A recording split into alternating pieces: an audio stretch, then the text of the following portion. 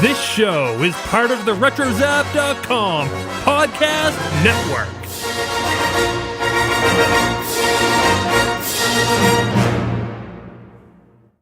And welcome, everybody, to a special episode of the Animaniacs. Hey, this is Tom Ruegger, and you're listening to the Animaniacs.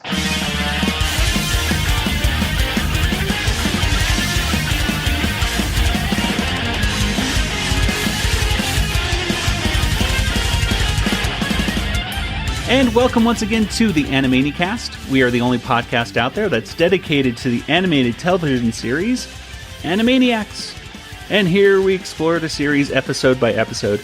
We talk about every gag and reference and stuff like that we want to talk about. And then in the end, we give each episode a Water Tower rating.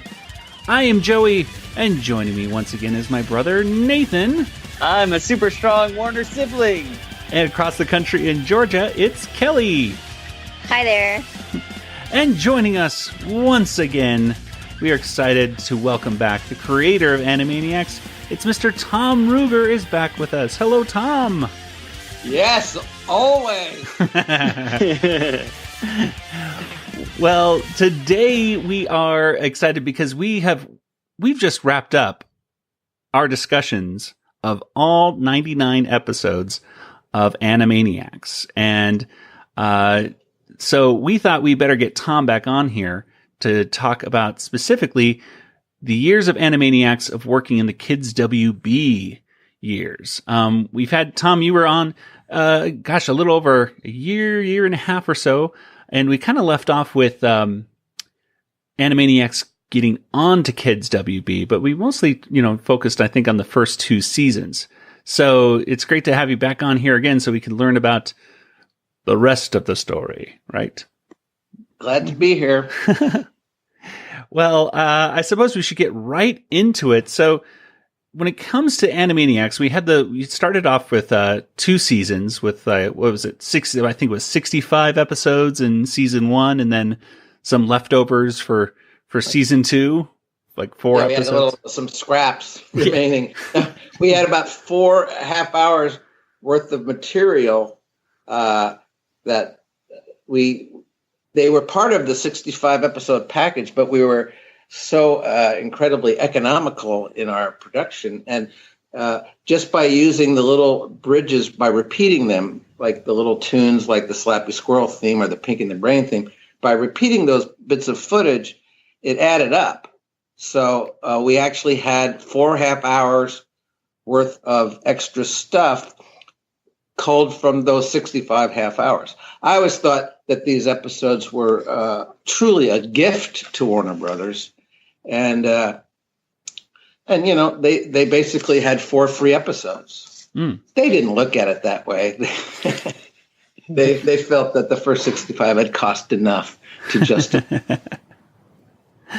Was there any other plans initially? I mean, when you were doing that first season, I mean, were you originally just thinking, we're going to do our 65 or episodes, and that was going to be it? Or was there, when did you? I guess no, we did not feel that we were just going to do 65 half hours because we had done Tiny Toons and we had made 100 and some of those. Mm-hmm. So we felt if the show was a success, we would go beyond 65. I see. So when did you learn about this move to the new Warner Brothers network? How did this all go down? Well, it was truly just like a rumor that it would happen.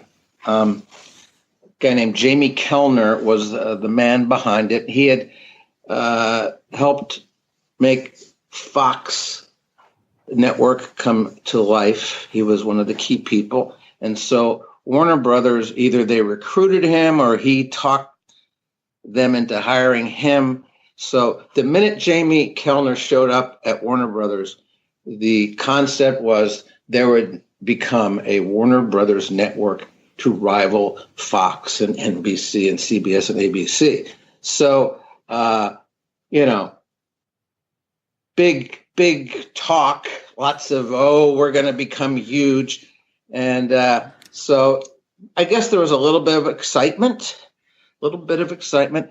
But we were very content where we were because we, being at Fox, sort of ruled the roost. We knew we had a very popular show. Fox loved us. Stephen loved us. The head of Fox, Margaret Lesh, head of Fox Children's TV, loved us. So we weren't the least bit concerned about moving to a new network or moving to the Kids WB. We were very content with Fox. But we were going to do whatever we were told to do. And we just knew we had a good show, and we were, wherever they wanted to play it was originally okay with us. We just wanted to keep making the cartoons. So I don't think in our production sensibility, we changed anything. We just kept making the kind of cartoons we felt were really good and that kids would love. But as you know, and as our listening audience will find out in a few moments, it wasn't the most perfect move we could have possibly made. There probably could have been a better move. Take a memo. Introducing TV's newest comedy duo, Pinky and the Brain. Yes. They're two small lab mice with one big plan. Trying to take over the world. Fortunately for us, they're not very good at it. The primetime world premiere of Pinky and the Brain, followed by Sister Sister Sunday. I'm curious as to how it was decided that Pinky and the Brain would get their own spinoff. Well, it happened at this meeting, and we were there to talk about new stories for. It was when we're at Fox. So we're at Fox, and this is probably midway through the premiere season. So the show's on the air. It's a big hit, and everyone's happy. Steven's happy, and the Fox executives have attended this meeting, which was rare. So we're at Steven's big, long table conference room, which was the one pictured in that Freakazoid episode where we're pitching to Steven, and he says, we should just show more cartoons, more Animaniacs cartoons instead of Freakazoid. So at this meeting, Steven says, well, I think, we should do a spinoff of Pinky and the Brain. And Margaret Lesh, I think she almost said it at the same time. We should do a spinoff of Pinky and the Brain. And so they were in agreement. And I don't know. I was just like, oh, that sounds like work. sounds like we're going to be making a lot more episodes, a lot more work. But, we're a success. So we're happy to do it.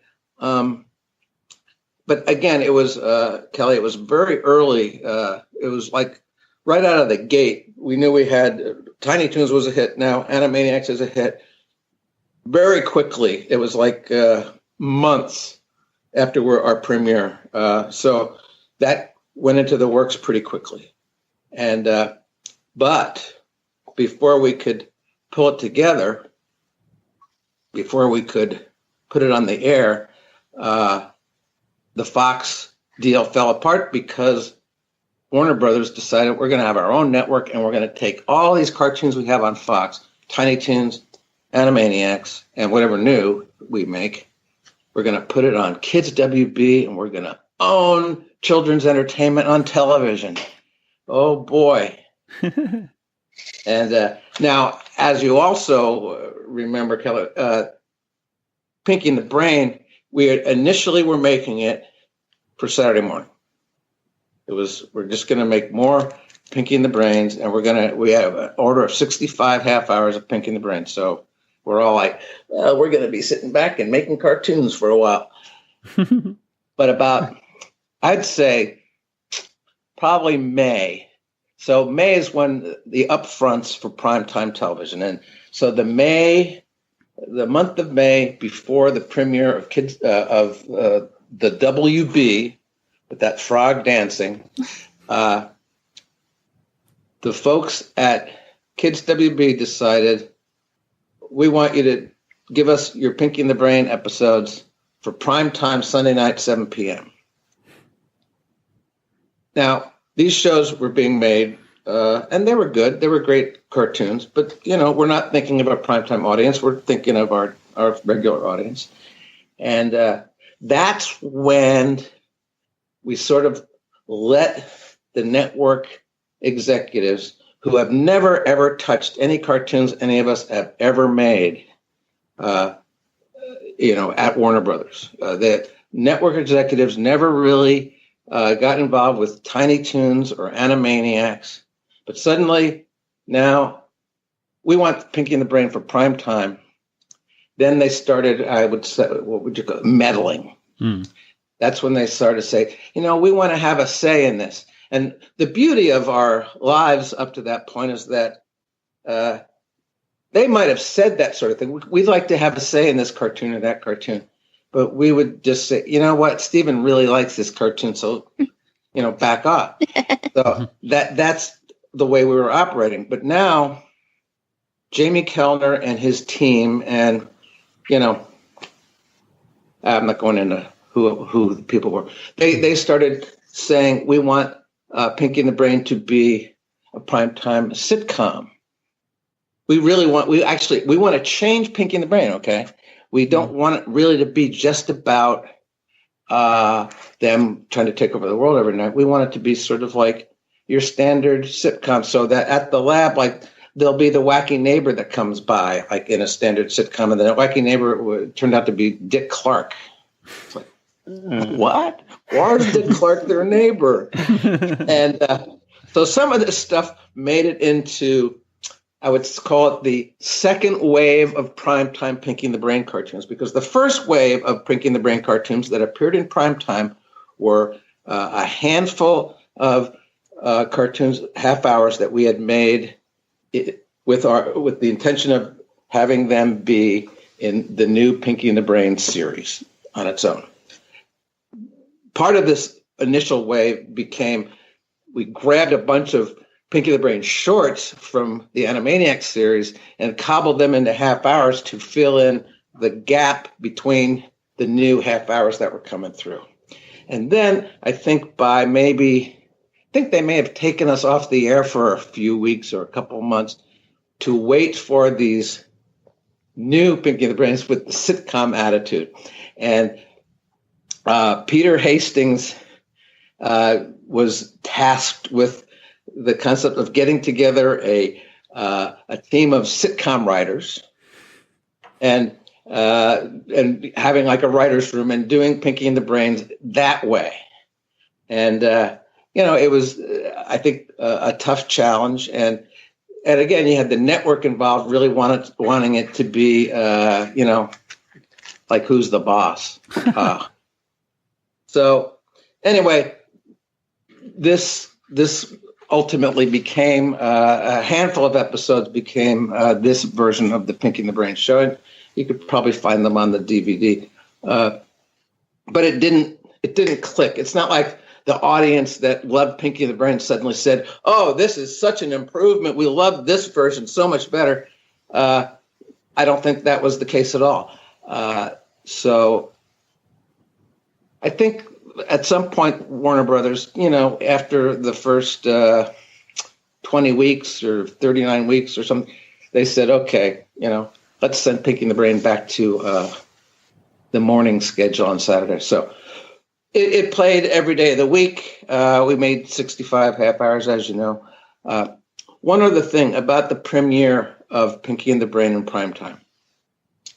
Sunday night, this was not only the premiere of Pinky and the Brain in primetime, this was the premiere of the WB.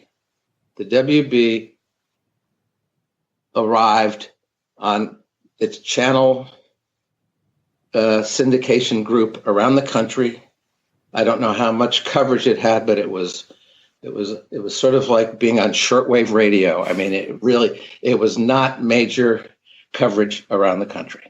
But here they are, the WB stations, and we had one in LA at 7 p.m. local time. It began with Chuck Jones, who wasn't a spring chicken at that point, and people were like, wait, wait, are we watching an old episode of 60 Minutes here? This is a really old guy.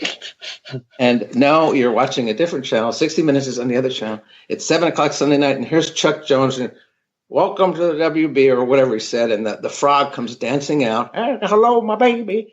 And it goes right to the Bugs Bunny logo, and then we got Pinky and the Brain Sunday night. Dun, dun, dun, dun, dun. But do you know what I'm going to tell you now? In LA, now I don't know where else. In LA, it was on Channel 5, the WB. They had a huge transmission problem. Oh. And the first 10 minutes of the premiere event, Chuck Jones, the Frog, first 10 minutes of Pink and the Brain, blank screen. Oh. Nothing. Ignominious defeat. Does not harbor, what's the word? Did not augur well, or did not, it wasn't a good sign. Anyway, 10 minutes, and then it comes on in the middle of this half-hour story.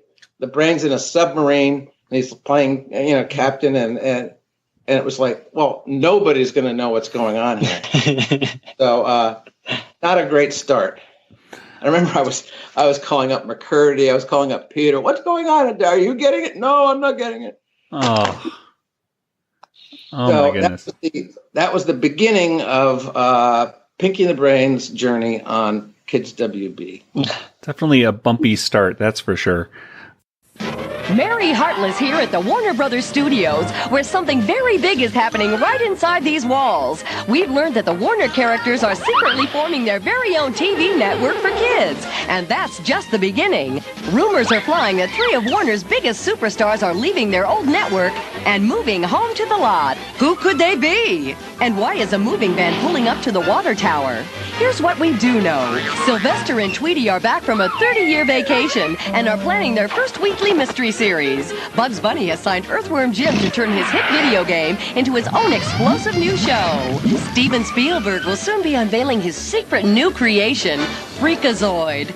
But we're dying to know who are the mystery stars leaving their old network to return to the Warner Brothers lot. Stay tuned to your WB station this summer for the scoop on Kids WB. See you this fall. There is no cause for alarm, but there probably will be. I'm wondering, since you're doing Pinky and the Brain and Animaniacs at the same time, how did you decide when a Pinky and the Brain segment would go to Animaniacs instead of Pinky and the Brain? So, like, Don't Tread on Us is one example that went to Animaniacs instead of Pinky and the Brain show. Well, the Kids WB Brain Trust, they decided that the prime time episodes should be half hours. They should be half-hour stories. Not that happened all the time, because ultimately we ran out of the half hours, but they wanted half hours with that whole sitcom feel. So at some point they said, don't put shorts in there. Just send them back to the morning schedule. That's what I recall. Okay. Now, Tom, when it comes to the Animaniacs schedule changed quite a bit, right? I mean, it used to be on a Monday through Friday schedule, and then it went to Saturday mornings. Did having to produce less Animaniacs episodes in that season, was that kind of a blessing so that you could also focus more time on shows like Pinky and the Brain, and then later, and then Road Rovers and Freakazoid and things like that? Now, Road Rovers was the second season of Freakazoid. Didn't we put Freakazoid on this same season as the first Yes, season? as Pinky and the Brain, yes. Mm-hmm. Yeah. So I was almost full time on Freakazoid with Rugg and McCann, and so the Animaniacs episodes we made almost before the Freakazoids. Mm-hmm. You know, we had been working on Animaniacs, and then suddenly we get yanked into Freakazoid. So 13 half hours of Animaniacs were just about all my brain could handle of that. Because I had 13 Freakazoids to deal with too. And Pinky and the Brain, those new ones, Peter Hastings really focused on the story editing of those. You're watching the world premiere of Kids WB. The mystery is over. This fall, they've come home. It's time for Animaniacs. That's right. The Animaniacs have left their old network behind. Arrivederci. Au revoir. Sayonara. And have come back home to join their fellow Warner Brothers stars. Reporting for work, sir. It's the start of a whole new network for kids. Kids WB. And no grown-ups allowed. Suffer and succotash. Sylvester and Tweety are on the case. In a brand new mystery series. Earthworm Jim leaps out of his hit video game and into his own show. Oh, groovy! A new hero is unveiled. Steven Spielberg presents Freakazoid. Don't forget to freak out. And Pinky and the Brain have taken over their very own Kids WB show. You pondering what I'm pondering? No! So sit tight, because this morning you'll get to see not one, but 2 brand new episodes of the Animaniacs. Animaniacs! Welcome to Kids WB, and all new Animaniacs is next. Kelly, you're there. Do you have a question on the notes that you'd like to go for? Yes, there was one from a listener named William, and he wanted to know why Sherry Stoner didn't write as many of the Slappy Squirrel episodes in the WB era. Well, Sherry, at that point, had been working on the Casper feature film with Deanna. So they had been pulled away from the daily grind of the TV series. So they did Casper, and then they did, I think, My Favorite Martian shortly thereafter. Oh, yeah. So they had become sort of a live-action movie duo. Sherry got dragged back into Casper, the cartoon series, but she basically was gone from the studio. She was not there on a daily basis, so she would come in and do voices, and occasionally I would yell at her to write some Slappy Squirrel cartoons. I said, Sherry, that's enough of this nonsense with Casper. You write some Slappy. She loves Slappy, so she was glad to write those, but she just didn't have the time to do a lot of them. So Tom, you've stated that the WB was not happy with the demographics that Animaniacs was polling. Like they wanted a younger audience and had commercials paired with Animaniacs for little kids, but the show itself was pulling older kids and adults. Did the WB push back as plots of storylines, or did they want you guys to write for a younger audience? Yeah, they actually, I think they said our cartoons were too smart. they're too lofty in their goals, and it's like you had to be. I think Jamie Kellner said, we don't want our kids they're not college graduates. Just start writing for the kids that are watching, and I didn't really agree with much of what Jamie said. So they really did give us notes. I mean, again, the door opened with Pinky and the Brain, which is sad, but so they're starting to give notes on the primetime Pinky and the Brain. And then they really they did some demographic testing, which these particular network people really liked the testing. And they found that, the audience didn't always like every segment in the show. So, they would say, less Minnie and Buttons, more, less Rita and Runt, less Slappy Squirrel. Basically, give us Yakko, Wacko, and Dot, Pinky and the Brain. And we didn't really listen. We didn't listen. Our contention was that we were very successful at most federal penitentiaries, and that was our target audience. So we were happy. But truly, then they went into this thing where they said, big kids go first. Big Kids Go First. And it was like, what are you talking about? And that's when they took Freakazoid, which was on at 11 a.m., I think, and they put it at 7 a.m. so that big kids shouldn't go to sleep the night before if they want to see Freakazoid. They should stay up and keep drinking. There's a gag credit, I think, somewhere in Animaniacs in the WB years where it says, at Kids WB, big kids go first. And what is that? We read it just recently. Big kids go first. And I don't know what the punch. Something like the other kids go to bed or wake. I don't know. We'll look it up. But it was very much like, what's this talk? What's going on here? That's what that was. Big kids go first. So they changed the schedule, the Saturday morning schedule, so that that was the demographic thing. They found that Freakazoid was pulling in an older audience, teenage audience, and Animaniacs sort of, Pinky the Brain sort of. So they put those shows on from like 7 to 9, and then they put, they probably put like Pokemon on at 9 or something. So we were really getting our schedule screwed up pretty badly. At some point, they pulled Freakazoid off Saturday morning, and they put it on like at 3 o'clock on Wednesdays. Oh my gosh! And new episodes too. Yeah. So they were really burning them off. And this was before the internet really was, with scheduling and everything. So I remember as a watching these programs and trying to tape them. We missed like half of season 2, I think, because we were like, where is this? When I finally got the DVDs, I was like, oh my gosh, it was like I watched a whole new episodes of Freakazoid because I had never seen these episodes before. That's what happened with the Young Indiana Jones Chronicles, because ABC kept changing it, like be off the air for 2 months, and then ABC would change what night it came on, and I couldn't keep up. There were some that I missed. And I was like the biggest fan, so I just couldn't keep up. I know that particular show, beautifully made, lushly produced, and they promote it incorrectly.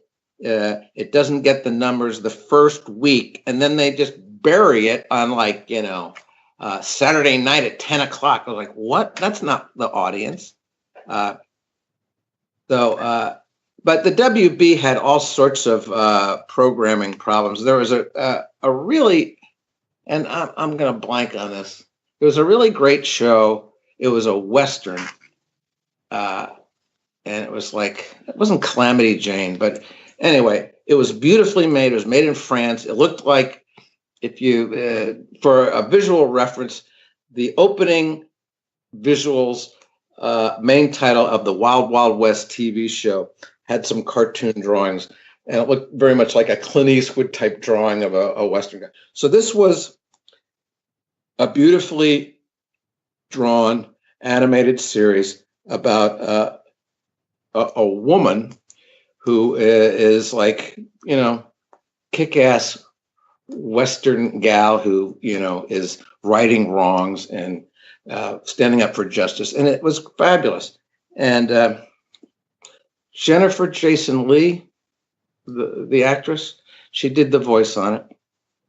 Excellent. Gene McCurdy was a champion of this series, and it was going to be a good companion piece. And with maybe following Freakazoid, John McCann was working on a DC comic of a famous character that was going to be an additional companion piece. And so literally we get the first couple episodes back from France of this Calamity Jane type Western, and Jamie Kilmer says, I don't like it, cancel it, which is just lousy. And McCurdy was in charge of Kids WB. She was the president of Kids WB, and she was furious. And I don't want to characterize her. Maybe she wasn't furious, but I think she was disappointed. And I think within maybe a month or two, I think she quit as the president of Kids WB, and ultimately left that position. And a couple of years later said, okay, I'm done with this. Give me my fireman. The legend is true. What in tarnation? She's the fastest whip the Wild West has ever seen. Meet Kids WB's newest action all-star, Calamity Jane. And now she's laying down the law and rounding up the dirtiest pack of varmints this side of Outlaw County. Who you calling dirty? Yep, the spirit of the Wild West is alive and kicking on Kids WB. There she goes! There she goes! The Legend of Calamity Jane premieres today on Kids WB. The quality of shows would really dip, from show to show sometimes. Well, I'm glad that wherever you were, Joey, there was a WB station because, not every city had the WB. Well, we were they're watching it on Fox one week. The kids, there's Animaniacs, and they would watch it, and the next week it was gone. Yep. That's how it was in Tucson. It was just gone. And I remember I knew of Kids WB, but I think it ran in Phoenix. I'm not exactly sure about the exact time when it finally came to Tucson, but it felt like months. But in reality, it might have been just a few weeks or so. But I knew new episodes of Animaniacs and stuff were premiering, and I was missing them, and it was driving me nuts. Yeah, and truly, UHF channels. Yeah, were a lot of the coverage by Kids WB. Yeah. Well, Tom, you talked about the struggles here of some of the things working with WB, and in fact, you put it into some of your gag credits as well. Like Kids WB is number 1. Haha, only kidding. And then followed my New Year's resolution: no more sarcastic comments about the brilliant WB network. Oops. So it was a disaster. Yeah. Let's face it. We went from being either the number 1 kid show on television or the number 2 kid show on television. We were in that situation back then on Fox. We ruled children's television to almost being off the air. In a week. How did Steven feel about all that? Steven, at this point, was beginning his conversations to start DreamWorks. So he was feeling, bye-bye. I love you, bye-bye. Yeah. I love you, lady. Yeah. Because, he was not pleased. He thought it was... didn't help his franchise. I mean, he has an ownership position in these programs and not pleased at all. But part of, I think, the WB's game plan was sparked by the fact, Steven's leaving. So we have to take advantage of this property right now. Steven's still involved. Let's make sure that we say Steven Spielberg's one of the pioneers of Kids WB, of the WB and Kids WB. We have his show, and we have a Steven Spielberg show, Pinky the Brain, in prime time. But he had given notice that DreamWorks was going to take him away. And at first he was just saying, I don't think it's going to change much. But then part of his deal was that he couldn't make any new cartoons with us. But we wound up making... The last thing, of course, with him was Pinky, Elmira, and the Brain, which probably isn't going to make it into your new series of. I don't know about that. I think there was some Pinky, Elmira, and the Brain was very interesting. It had Now that I guess we could talk about that real quick. That was obviously especially in the theme song. You had some comments about the network pushing that, right? John McCann and wrote that version of the Pinky and Brain theme song. He added those new sarcastic lyrics, and I definitely, while I didn't protest vociferously about the Pinky and the Brain and Elmira show, I did not participate in the actual writing and work on that thing. Now Pinky and the Brain share a new domain. It's what the network wants. why bother to complain? The earth remains of gold. Some things they can't control. They're Pinky, Elmira, and the brain. I deeply resent this. Trolls! Lousies!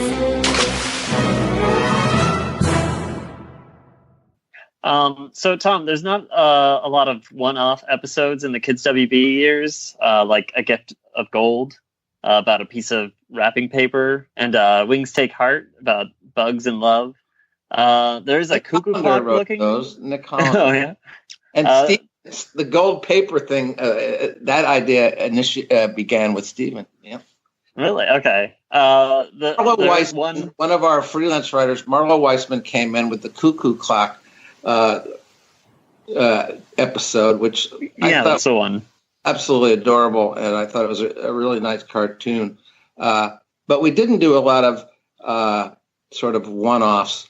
We did do the one cartoon of the batch that we're sort of looking at today, this third, fourth, fifth season batch that just got lambasted was, I think it was called One Flew Over the Cuckoo Clock. Yes.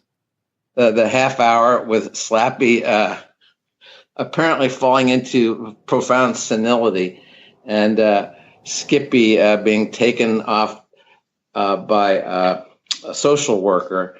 And now I love this. I actually love this cartoon. I really do.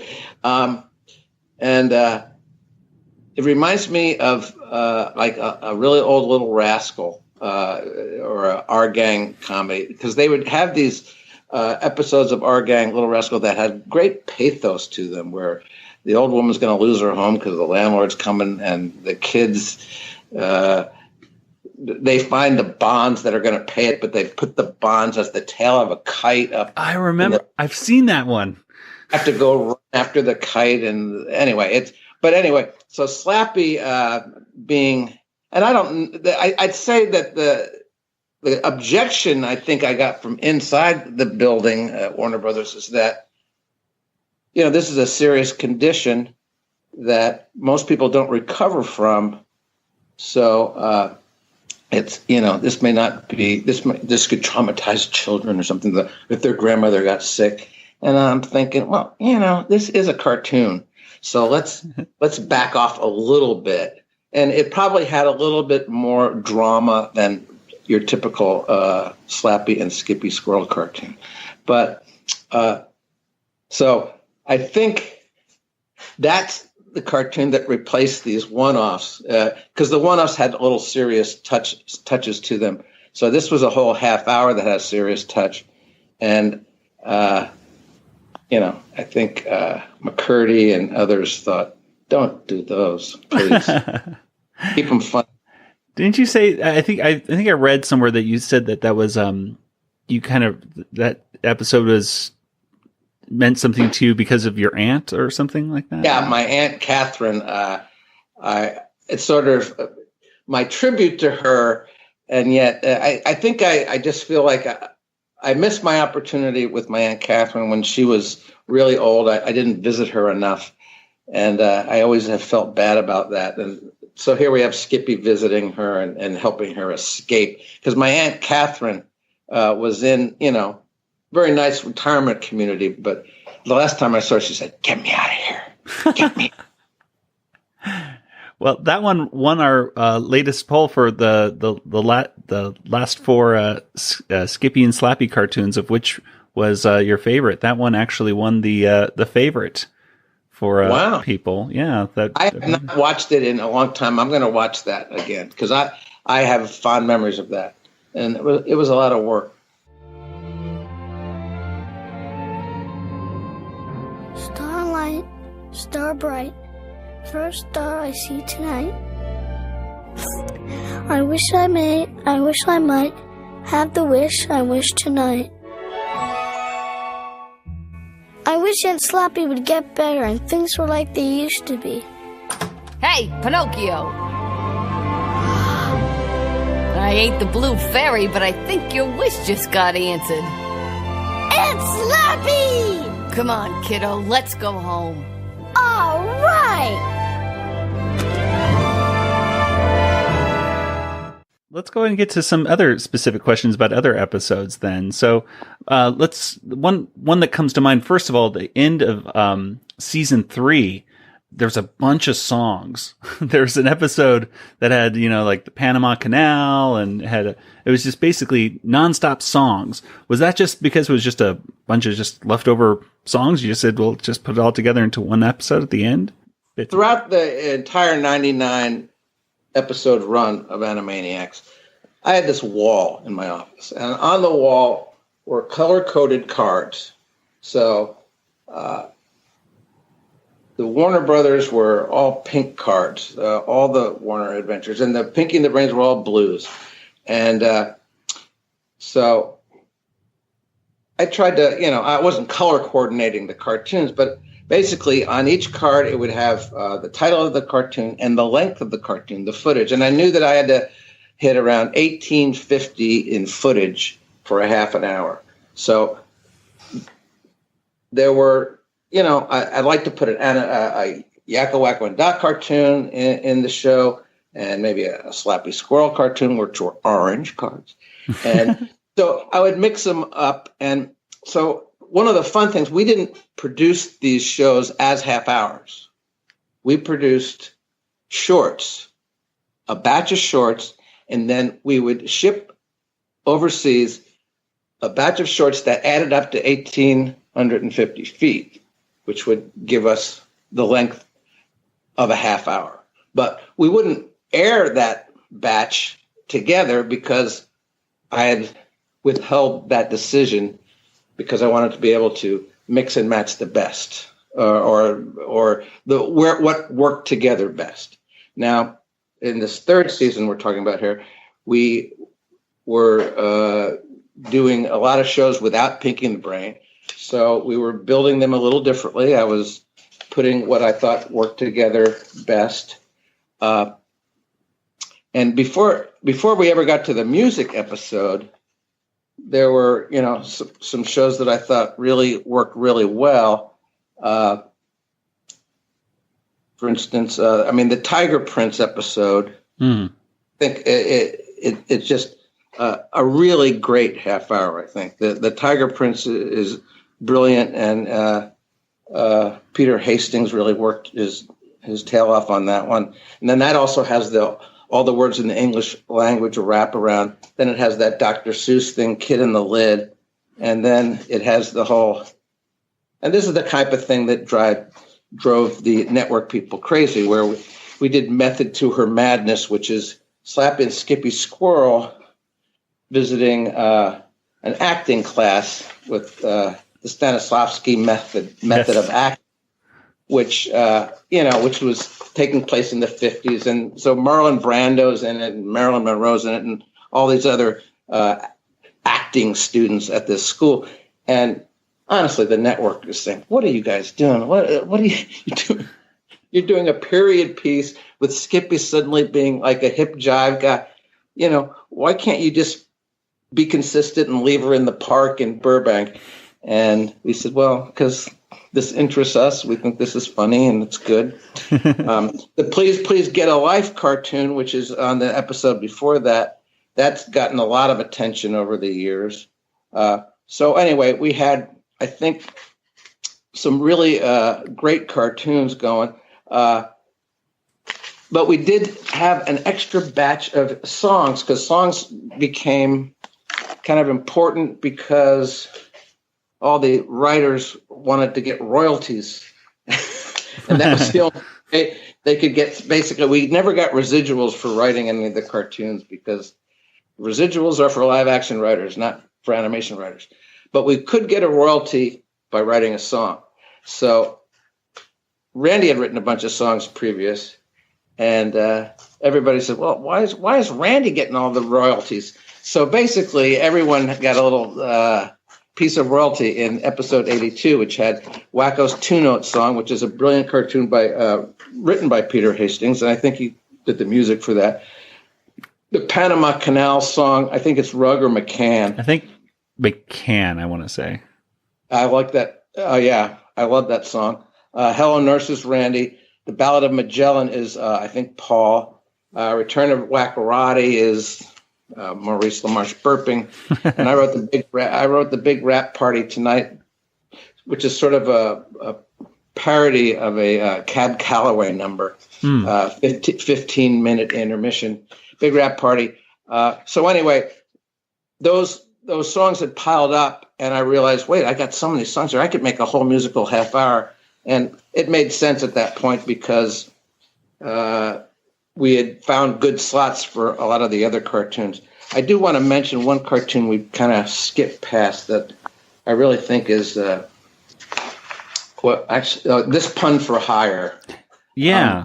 Which I think was, I actually think it was Stephen's, if you can imagine, I think it was Stephen's favorite cartoon. Maybe that's because it has that beautiful line at the end where we see Spielberg and Katzenberg and Geffen at a table, and the object that we've been chasing after, they have it. And here they are, all the great cartoon ideas you'll need for your new studio. We don't want them. You see, we have our own, brilliant ideas. Who are those guys?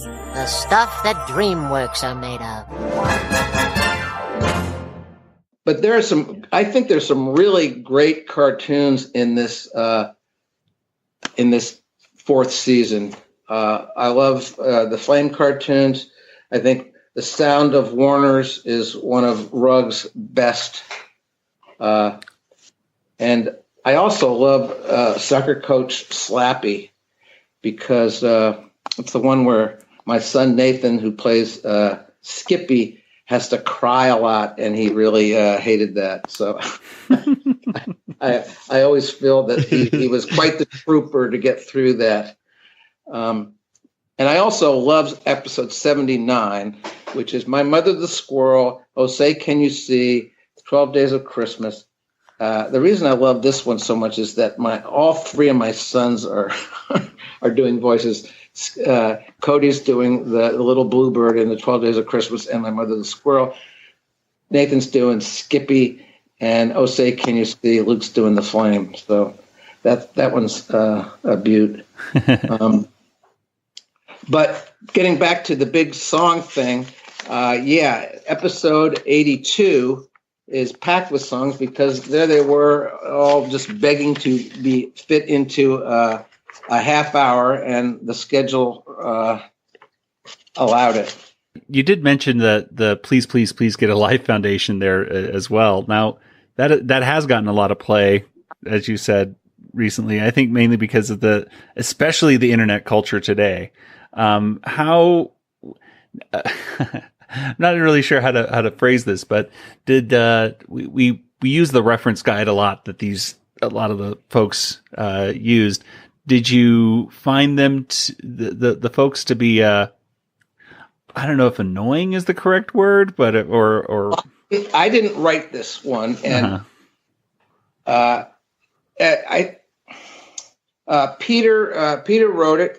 Peter was very much connected to the alt Animaniac online community. Right. Many of whom came and visited us.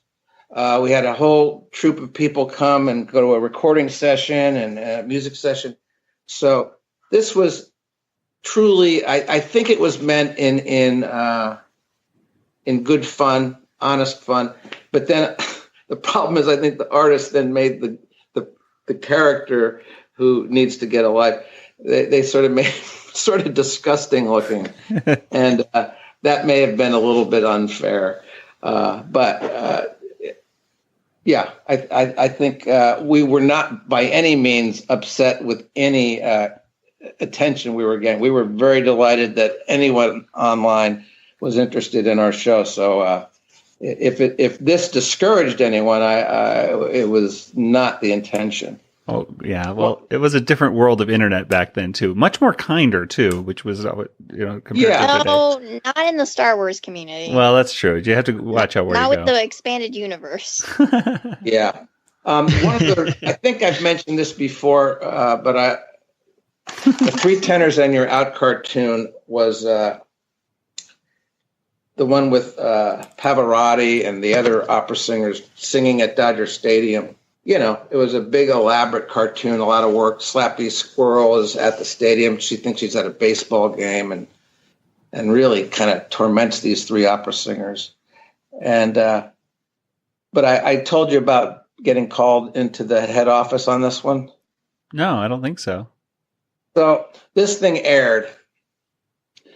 And so apparently these three opera singers, three tenors it was called, it was going around the country. It was a big orchestral show. Every city in America, these three great opera singers were appearing in New York, LA, Chicago, bringing in a fortune. Very big show. So this is what we were kind of ribbing. And so I get called in. I don't know what it's for. And both McCurdy and I get pulled in by the head of the Warner Brothers company, Bob Daly.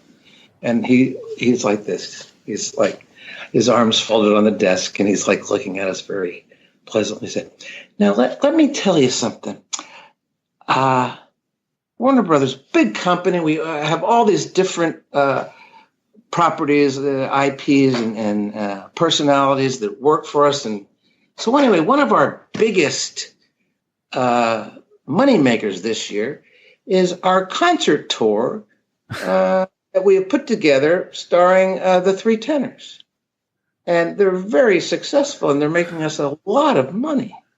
So imagine my surprise when I turned on the TV the other day at the advice of our attorneys, and I watched you tear these three individuals apart and abuse them and make fun of them." Now, I had to talk to Mr. Pavarotti, and we've calmed him down. And the tour's going to go on for another 5 months. So until then, until it's over and our contract with them has expired, we won't be showing this cartoon during that period. Oh, my gosh. So, but please, before you do this, please just stop by, tell me what's going on so I can maybe steer you in another direction. So I hadn't told you that one, Joey? No. Oh, my gosh. So three tenors, yeah. That is, hey, and side note, "Slippin' on the Ice" is sung in that one. That's one of my favorite little songs that makes a return in that one. Oh, yeah, we're sleeping on the ice. Yes, that's funny. I want to, if you don't mind, I want to mention two of the directors that in reviewing and these cartoons. I mean, and there are so many directors that did a great job. I hate to leave people out, but both Audu Payden and Charlie Visser played a huge role in this final round of cartoons for the series. And I mean, there are other great directors too. Greg Rayna, Barry Caldwell. John McClanahan, of course, did a beautiful job on a bunch of cartoons. But Audu and Charlie Visser really just hit it out of the park. Yeah, we've mentioned their names quite often as we're going through the credits of these episodes right here. My favorite, I think, of the final couple seasons, I think one of my favorites, I very much like 99. I like the Animaniacs suite in the scoring session, but I very much like episode 92, which has Dot the Macadamia Nut. And I like Bully for Skippy because it ribs the FCC, and the Reed Hunt was the head of the FCC, so we put in Reef Blunt, who was insisting that our cartoons be educational. And I'm looking at you, Mrs. Squirrel. But it requires 3 hours every week of educational kids programming on every station in America. We're ruined. It's the end of civilization as we know it. And we expect everyone involved in kids' TV to adhere to its strict guidelines. Especially you, Miss Squirrel. Somebody shoot me. We're doomed. So and that was going on. So it was a little bit of a dig at the FCC, making all TV stations have to run educational children's television. Is that what prompted a very, very, very special show that was overly politically correct? Yeah, that was within the same framework. Well, that was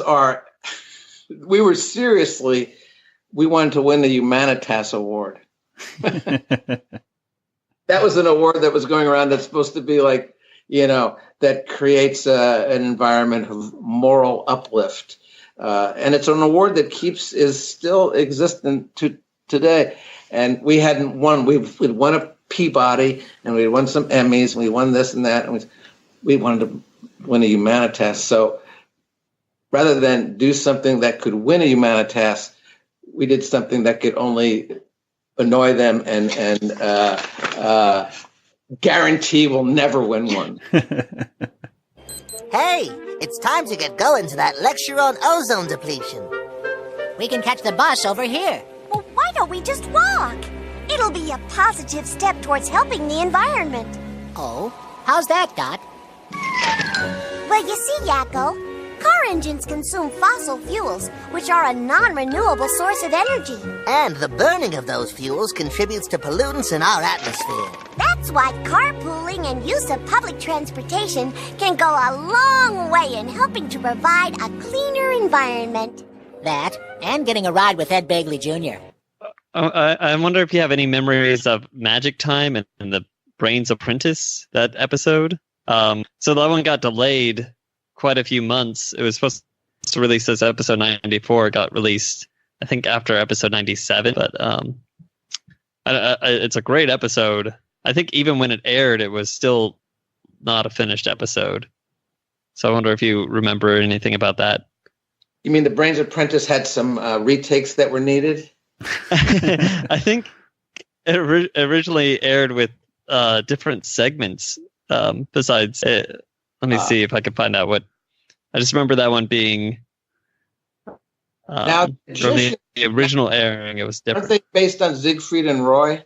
Yes, Magic Time was Siegfried and Roy. Yeah, yeah. So I can't imagine how well that plays nowadays because, of course, there was an animal mauling those two guys. I do know that the last ever Pinky and the Brain segment, The Brains Apprentice, last segment on the Animaniacs series, was one of the only Pinky and the Brain segments done by McClanahan's Star Tunes, I think. I mean, were there others by Star Tunes, Pinky and the Brains? I'm not sure. There's I think there's a few. I want to say that Meet John Brain might. It's possible. This is a beautifully made cartoon, beautifully directed, just fabulous, and but a lot of work. I mean, those guys, they really animate the daylights out of these shows. It's not like they're just tracing back cells or tracing back the same drawings. They're fully animating these characters. And of course, musically, that's a very involved. I mean, there's virtually no dialogue in it. I mean, it really was. We really did Fantasia. I think we fudged the music a little bit, but it's very close to the original.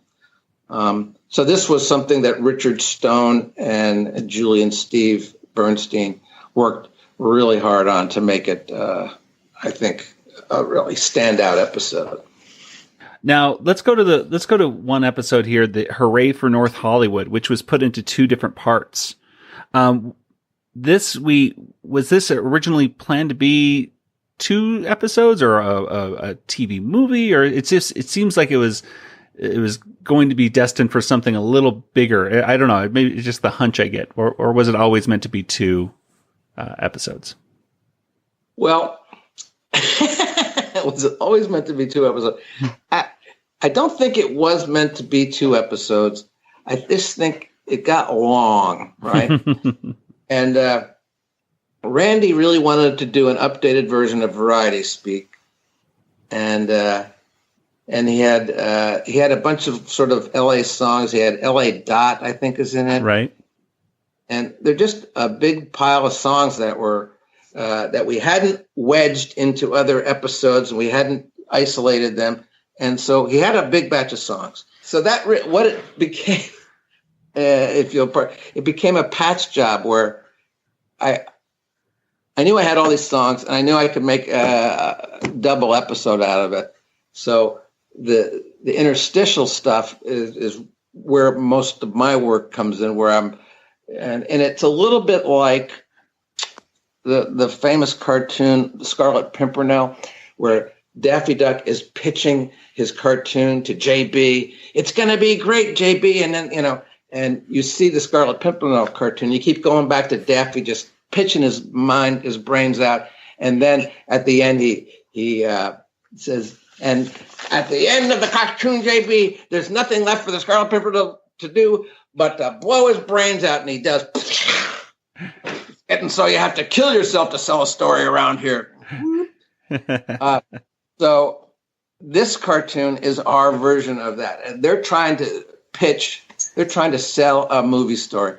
And the songs are great. It gets a little sluggish. That's my problem with it, because it probably two-parter is probably a little too long. Well, it does have a great line from Skippy in part 2, which we always love, which is, that was pretty much it for the whole half hour, which is just, we want to make a movie. You can't make a movie. You can't make a movie. Yeah, see? Skippy's right. Skippy was right. It was a little too much. Okay. Well, I think we'll just about wrap things up. Kelly, you look at any other episodes in that long list right there that we, do you like to ask? Yeah.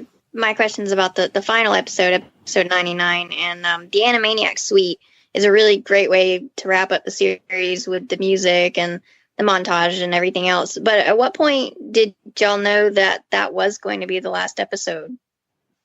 I knew that it was probably the last episode. We were working on Wacko's Wish at that point, so which I considered the 100th episode. So we got Al Brighton back. We got all the footage from the shows. Now, Al Breitenbach was our second editor. Our first editor, who deserves a lot of credit for all the success of Animaniacs, was a fellow named Joe Gall. And I sat with Joe Gall through every Tiny Toons and every Animaniacs episode.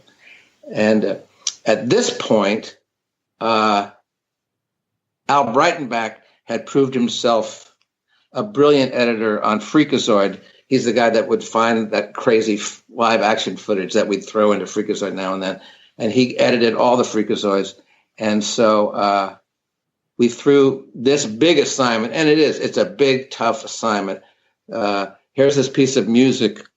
We gave him the click track on the music, and he then took all these great scenes from the entire series and plugged them into the music that Richard Stone provided, the Animaniacs suite. So we knew this was going to be the final episode for a while. And I also like while I don't think the animation's great on the scoring session, I do love that Nivel Nosenest, the conductor, is replacing Richard, who is taking a little sabbatical at like a nuthatch.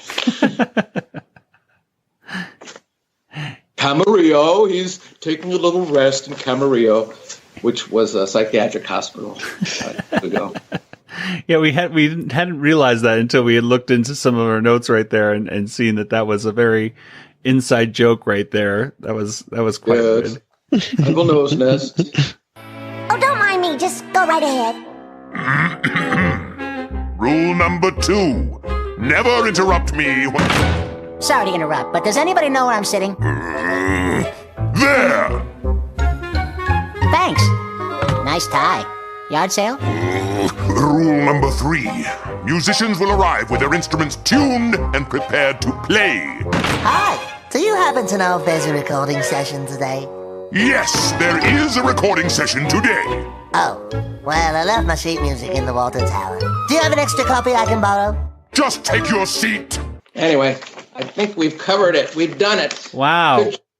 My goodness. Well, now we've gone through all these 99 episodes and everything. I think it's best to announce what the heck we here at the Animaniacast are going to be doing now that we're just about, we're going to be talking about Wacko's Wish, coming up. And of course, this is the 20th anniversary of Wacko's Wish this year. So we have some big things planned that'll hopefully happen. But before we get into all that discussion, I think we should talk about what we're going to do. Now, we sent out a survey to everybody out there, our listeners, and we asked, what should we talk about? And of course, our choices were Pinky and the Brain, Tiny Toons, Freakazoid, or just like a rotation between those three shows. And the majority of the audience voted for a rotation of the shows. So what we're going to be doing from now on for the next, this is Animaniacast version 2, I suppose you could say, is going to be talking about 1 week, an episode of Tiny Toons, and then the next week talking about an episode of Pinky and the Brain, and then the next week an episode of Freakazoid, and then rotating back again to Tiny Toon Adventures. So we have a lot more to talk about, and Tom, we'd love to continue to have you on throughout the years, and of course we're going to continue to talk about Animaniacs as well. So that's great. Yeah. And I think for the first Pinky and the Brain, first couple Pinky and the Brain shows, it'd be great, if you talk about the first one, or somehow we got to get Peter Hastings to come on with you. Yeah, that'd be great. Sometime I'd like to, because we went over like 20 episodes today, I think, or more.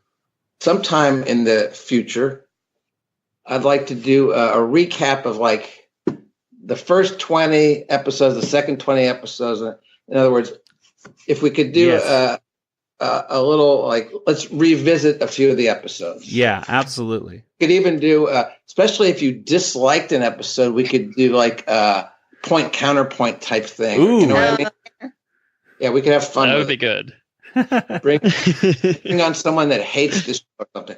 Yeah, we're going to go back to episodes of Animaniacs from time to time, is of course to revisit them and see, the more hidden stories of behind the scenes as we go. So before we wrap things up, Tom, again, thank you so much for becoming a part of the show over the past year and a half, really. It's been really an honor to have you on and to get to know you and to really get the insight to Animaniacs that we honestly the three of us never thought we'd get, and we can't be, appreciative enough for you to be on the show to talk about this show. It's honestly been, every time I've come on, I've really enjoyed it. It's been a pleasure. I think you three are great. I'm honored to play a part in this show, and I'm just so glad to know you guys. Aww. Tom, thank you so much. Let's go ahead and get to some contact information, ladies and gentlemen. And Kelly, why don't we start with you? I am occasionally found on Twitter, Yoda Princess, YODAPRNCSS, or email me, Kelly@BigShinyRobot.com. And Nathan, what about you? I'm on Discord and Twitter at DjangoFT. That's me. And Tom, where can you be found online? Oh, I know. It's at Tom Ruegger on Twitter, and of course you're on Instagram, TC Ruegger on there, right? Oh, TC Ruegger on Instagram. And, I can be tracked down on Facebook. You can leave messages for me. You can stalk me. I'm usually at the Albertsons parking lot, as I said. Yes. If you have some change, just throw it at me, and I'll make sure your car doesn't get dented by a cart. Oh, that's so nice of you. And of course, Tom's blog, cartoonatics.blogspot.com, if I'm not mistaken, is Tom's blog. So I have got to get back to that. Got to get back on there. Okay. Well, anyway. And of course, the Animaniacast, we're on Facebook and Twitter and Instagram, and of course, you can join our Discord channel, which is discord.animaniacast.com. You can get a welcome link there and join the conversation there. And Animaniacast at retrozap.com. Subscribe to the RetroZap Podcast Network, and you can get this podcast and other pop culture podcasts talking about everything you possibly want to talk about. So that'll do it for today's special episode. So for Nathan, Kelly, and Tom, this is Joey saying good night, everybody. Good night, everybody. Good night, everybody. It's over. Go away. This podcast is not endorsed by Warner Brothers or Amblin Entertainment and is intended for entertainment and information purposes only. Animaniacs, the Warner Brothers logo, all names, pictures, and sounds of the Animaniacs characters or any other Animaniacs-related items are registered trademarks and or copyrights of Warner Brothers, Amblin Entertainment, or their respective trademark and copyright holders. All original content of this podcast is the intellectual property of the Animaniacast unless otherwise indicated.